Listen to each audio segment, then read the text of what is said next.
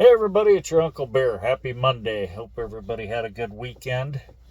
Well, it's definitely starting to get cooler up in the North Country. It was about 39 degrees when I got up this morning up here in South Dakota.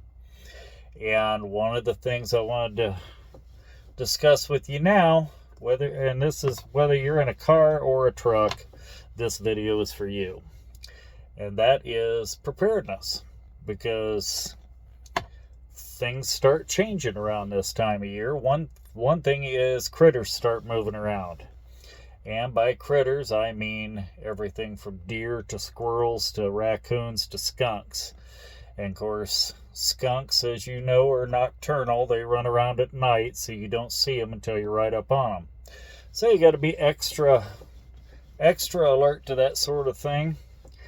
I actually straddled a skunk once with a car that I had back, 30, 40 years ago. And it was rainy, dark, out on a 2-lane highway, I was on my way home from work, trucking company I worked for. And I saw him at the last second and just straddled him. And it must have scared the hell out of him, and he sprayed, and I washed the car and everything, but from that point on, every time I turned the heater on in that car, you smelled skunk. Anyways, that's neither here nor there. Just like I say, even if you got one of those moose pushers on the front of your truck, a deer, if they got a big enough rack on them, they'll still do some damage. Those antlers can go through that moose bumper and right into your radiator. They can go underneath, and if you do run over one, make sure you keep an eye on your tires for the next day or two, because deer bones will poke a hole in your tire. Go ahead, ask me how I know that shit. Anyways, also mice. What the hell's mice? How is mice going to affect me in trucking? Allow me to explain. If you leave your car at a terminal, mice are looking for a place warm. And I actually had a mouse get up into the headliner. They can get through any little bitty space this big around. I mean, the size of a dime, they could squeeze through there. And I had one get up in the headliner of a car that I drove, and got up in there and shit and everything else up there. They'll also tear through wiring and all kinds of stuff. And if you see any, and that's another good reason why you keep a good clean car, keep it vacuumed and everything. Because if you come back and you're putting your stuff in your vehicle and you see some little crumbs, like maybe part of your car or pickup on the floor of it, well, you got a mouse problem. So you go out and buy you one of the best ones I've found are the sticky ones.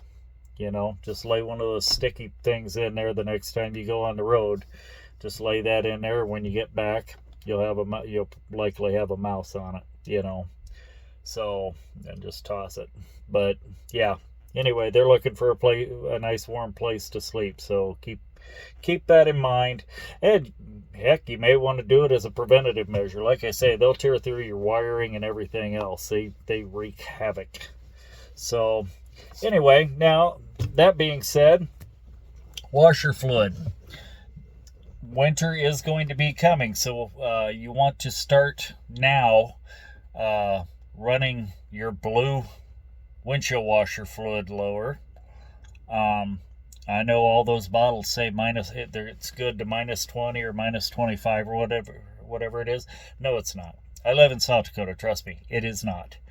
First time it gets down to 5 or 10 degrees, it's going to start freezing in your lines and everything, which if it should happen to do that, it's probably not going to do it down in the lines going towards your washer fluid tank. It's probably going to do it right on the lines up by the windshield washer windshield wipers, because that's where the wind's going to get it. So anyway, take your fingers and just kind of squeeze on that and kind of rub it back and forth, and hopefully you can break some of that stuff loose. And maybe put a little bit of rubbing alcohol, just a little bit, into your washer fluid tank, and that should help dissipate some of the moisture in there. But go out and get you some of the purple stuff that's good to minus 35. That stuff is usually available in most of your farm and fleet stores, the hardware stores, that kind of thing. They'll usually have it. Like I say, it's purple, and it's good to minus 35, and that's usually pretty good about not freezing. And you really want to make sure that stuff's available to you, because of all the salt and chemicals they put on the roads during the wintertime. You don't want to be caught without your washer. So now, that being said, if it's been a while since you replaced your wiper blades, another thing that's coming is snow and rain that could possibly be freezing rain or drizzle. So you want to make sure that your wiper blades are good. So if it's been a good 8 months to a year since you've replaced your wiper blades, or if they're already smearing now, go ahead and replace them. Do it now while it's still warm enough. You don't want to have to get out and do that when it's 5 below. That sucks.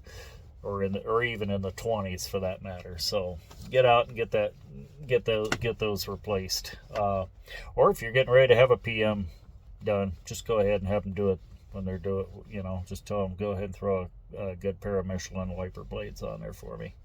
So anyway, that's what I got for today.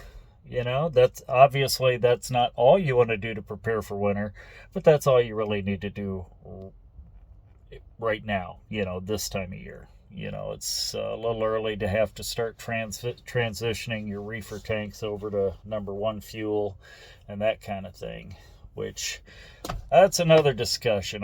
I'll never figure it out why the chain truck stops up north don't offer number 1 fuel.